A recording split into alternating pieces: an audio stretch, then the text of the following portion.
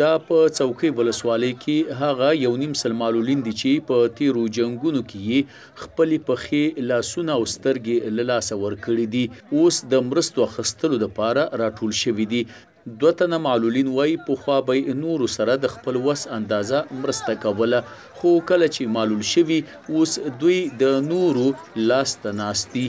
ډېرې مرستې زموږ دپاره رالې، زموږ د زخمیتوب په باره کې نغدي مرستې راللې، هغه هماغلته ولایت کې به ځان غلی کوي، دا مشران موږ ته نه رارسېږي. تر اوسه پورې موږ سره نه دولت او نه بل چا هېڅ همکاري نه ده کړې. همکاري د بار ملکونو لخوا نه کېږي، خو دلته به دا غټ غټ خلک چې دي ورو ځان ته وایي او خېټه بیا اچوي. د کونړ والي عبدالستار میرزکوال ازادي راډیو ته وویل اصلا دغه د خوراکي موادو مرسته د وچکالۍ ځپلو دپاره راغلې وه، خو دوی پکې معلولین او نور مجبور خلک داخل کړل.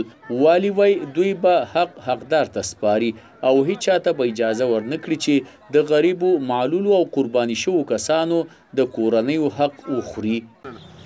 موږ فیصله دا ده، ما ویل چې معیوبین شهدا د دې وطن هغه برخه ده چې د هیواد په ټولو وګړو، نه تنها په دولت، د هیواد په ټولو وګړو حق لري چې دوی تعاون وکړي، لاسنیوی وکړي او مرسته وکړي.